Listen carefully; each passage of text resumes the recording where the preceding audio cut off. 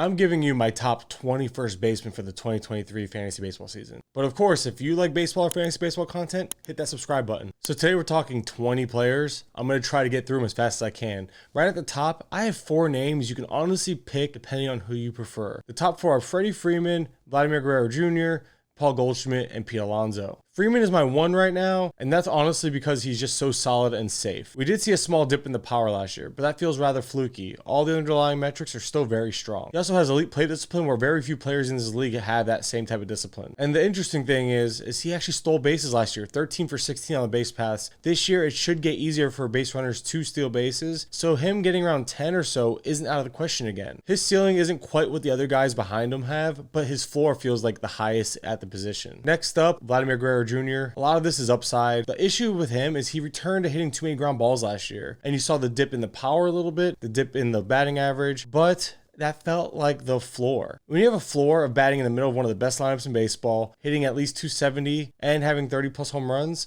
that's going to put you in my top 2 or 3 at the position easily. What puts him at 2 over Pete Alonso for me right now is the fact that I feel like last year was the floor for Vlad. This year it looks like they're moving the fences in over in Toronto as well, so that should help the power production play up even better. And if he elevates the ball again, we can see him hit closer to 40 home runs. The big thing here for me, like I said, was last year, I just feel like it was such a floor of production that we know the ceiling is that much higher. Whereas with Pete Alonso, last year, I don't know if that was the ceiling necessarily. I think he still has great years ahead. And even if last year was what you should expect moving forward, it's still a very solid and strong foundational piece to any team. We've seen year-over-year improvements in plate discipline, contact rates, etc. over the last few years. I just wonder if that's going to continue, or was last year kind of, it all came together and it was his best year. Again, I expect last year to be the norm. I just don't know if there's another year after year improvement here. And because of that, I don't foresee the batting average ceiling being as high as a Vladimir Guerrero. And that's what keeps him just under Vlad for me. Having Paul Goldschmidt at 4 feels like a crime, but it's really mostly just the age I'm concerned about. He's 35 years old.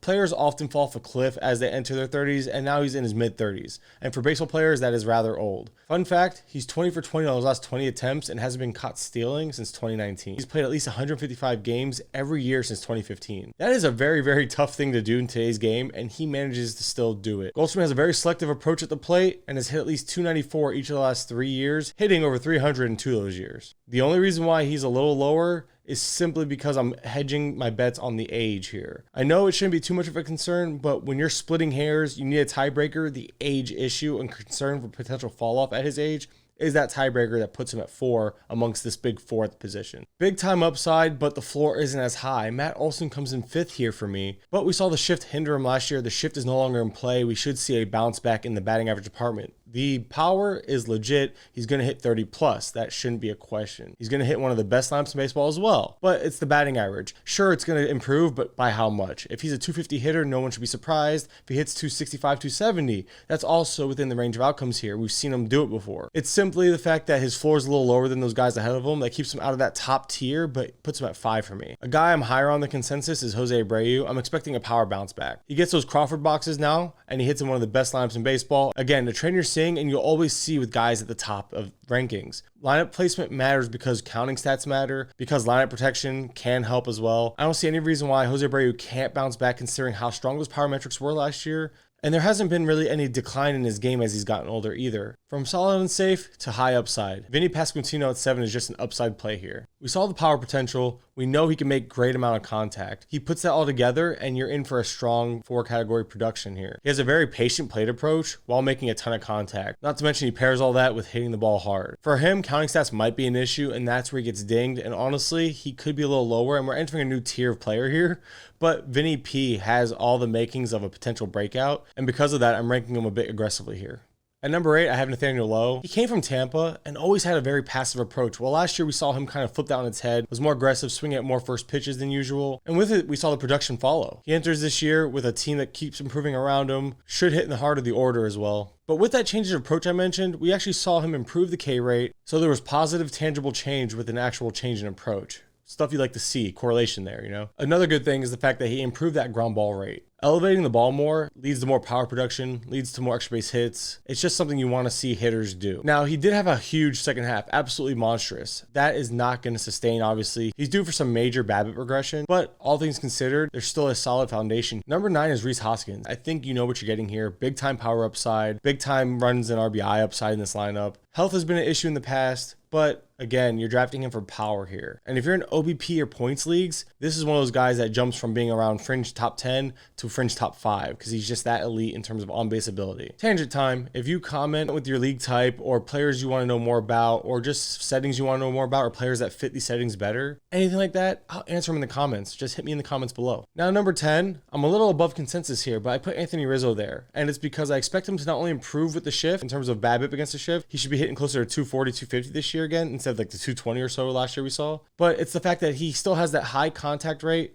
a big pull fly ball approach, and the short porches at Yankee Stadium. This should help him produce 30 plus home runs again. And again, we are in a place where home runs are harder to come by. Give me a guy who put up 30 home runs while dealing with injury last year while missing time. If he can stay even a little healthier and play a few more games, we're talking about 30 is the floor here in terms of home run production. Number 11 is Christian Walker, and we're talking about big time power upside. The reason why he's a little lower, and honestly I'm thinking about bumping him up, but he fits in this conversation and he's in this area. Again, you have to understand that there's a lot of similar skill sets here. So Christian Walker kind of has one of these similar skill sets as Rizzo, as Hoskins, a guy that you should be drafting for power, but we could see him improve the batting average if those second half adjustments he made actually stick. In the second half last year for Walker, we saw more line drives and less fly balls. We also saw a less pull-heavy approach. So this would explain why the batting average improved so much from the first half to the second half. He was also far more aggressive at the plate in the second half, but the barrel rate did take a hit. At number 12, I have CJ Cron, because a down year for Cron was still 29 home runs. He still has cores. He's still going to hit in the middle of the order. He still had a max exit velocity in the 97th percentile, suggesting that there's still power there. He also produced a double-digit barrel rate, so he's hitting the ball well and he's hitting the ball hard. He just has to get back to pulling the ball more again, because we saw the pull rate be lower than it's been in quite some time. He still had good contact numbers and he still elevated the ball well. More reason for positive regression here is the fact that he had a sub 700 OPS against lefties when he is a career lefty masher. And we saw him actually hit righties well last year. So there could be a little bit of give and take in terms of production versus righties going down and production versus lefties going up. But ultimately, we know he's going to be way better against lefties, or at least should be in theory, considering his past track record. Number 13 is going to be Rowdy Tellez. Now, I feel like I'm being quite aggressive here with Tellez, especially considering that hitting lefties just isn't going to happen. There's a high probability for platoon here. However, his production against right-handed pitching and improvements that we should expect with the shift being banned do play heavily in his favor, and I will take the hit against lefties because I really do believe in the production we're going to get against right-handed pitching this year. He has a double-digit barrel rate, strong power metrics, strong plate discipline, elevates the ball well, and again, he should benefit from the shift ban. I don't want to overstate the importance of the shift ban because honestly, I don't think it's going to be as big of a deal as everyone makes it seem to be, but I do think it should be something that should be factored in a little bit and maybe more so of a tiebreaker. And again, we're getting to a range in first base and the position as a whole where you're looking for any little edge to give a player. And this is one of those things that just give him that little extra something, you know, to kind of get him up into the rankings. Now, a player I'm lower on, and it's no fault of his own, but it's Ryan Mountcastle. In spite of having over 600 plate appearances,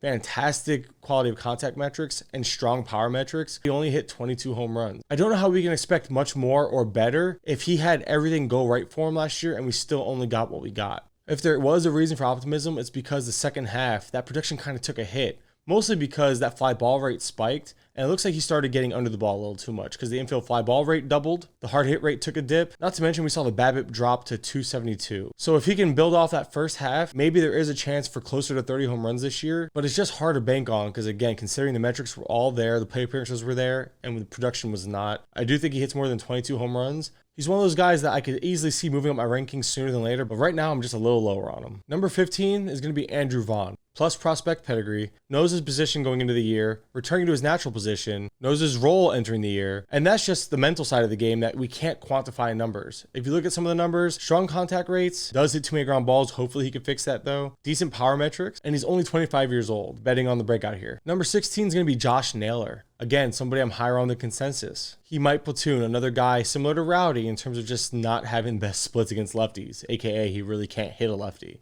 We saw him post over a 90% Z contact rate, which is elite. Not to mention that comes with solid power metrics and good power production. It's a combination you don't see much of. Play appearances might not be where you'd like them, but I'm betting on power here, I'm betting on the contact ability, and I'm betting on him putting it all together and staying healthy for a full season. 17 is going to be Ty France, and it's very similar to Josh Naylor in terms of just having elite contact, strong plate discipline, going to hit at the top of the order, so there's going to be plate appearances there, so there's good counting stats, good batting average. It's the power production that's lackluster. We see him hit close to like 20 home runs a year, and I don't see that really changing. His approach is more of an all fields one, and he pulls about 60% of the balls on the ground, and that's not going to help the power play up. All in all, safe profile, boring, high floor type. Number 17, I put Jose Miranda there, and I feel like that's a little low for him, but the reason why is because it's similar to Ty France, except for without the track record. He showed a strong hit tool in the minors, and it carried over to the major, but his willingness to chase and swing leads to a lot of contact outside the zone. We saw the line drive rate improve in the second half, which led to better batting average production. All in all, he won't strike out a ton. He's just not going to walk much, so OBP format, stuff like that, kind of takes a hit. If pitchers see that he's willing to chase and willing to swing at just about anything, they're not going to throw him balls in the zone all too often. That has the potential to lead to a lot of weak contact, and that can hinder his overall power production. The power potential's there. I just question how it's going to come together or how well it'll produce considering his approach. Josh Bell at 19, I don't really know what to think of him. We see him break out in halves, it seems like. If you look at last year, first half of the Nationals, crushed it, dominated. Second half with the Padres, he was crushed and dominated. At this point, you kind of expect him to run hot and cold. He's a great OBP asset, better in points leagues because he doesn't strike out a ton, has really, really strong plate discipline. He hits so many ground balls that it's hard for that power to play up. Not to mention last year, he pulled 68% of those ground balls. So he hits a ton of balls on the ground in general, but when the pull side ground ball rate is even that much higher, to a point where 2/3 of the balls are hit on the ground to the pull side, you can't expect that power to play up unless he fixes that. It's just that inconsistency that he has in his profile and his year to year and his half to half season kind of numbers that we get that keeps me so low on him this year. And at number 20, I'm going all upside here. It's Miguel Vargas. He's a sleeper at the position. He's a sleeper overall, and people might be off of him now, especially after they get Miguel Rojas. I don't think the Dodgers are going to let Miguel Rojas be why his playing time gets hurt. They're going to move pieces around. They always do, but I don't think Miguel Vargas makes this team and doesn't start for them. He might start in the outfield. He might play some second base. He might bounce around and do it all. Either way, a lot of upside here, and he has nothing left to prove in the minors. Vargas had strong plate discipline all through the minors, typically posting a sub 20% K rate. He posted 17 home runs and 16 stolen bases in AAA last year. He also came up and hit a home run and stole a base at the major league level. Cup of coffee, small sample, but that power speed combination is definitely there. He also hit at least 300 in each of the last 3 stops leading into last year's debut. The big thing is that the power wasn't always there in the profile for Vargas. So although I don't expect it to completely translate, I do think he's not a zero, and that's very important here. I feel like expecting around 15 or so home runs is fair, and there's room for more there. At the very least, I expect him to be an asset in stolen bases and batting average, 2 things that could be harder to fill out or harder to come by later in drafts that Vargas brings to the table. So that was my top 20 at the position. I'm tired. If there's anybody you think I missed or got snubbed, drop the name in the comments and we'll talk about it. I'm Mike from GTE Fantasy, and we'll talk soon.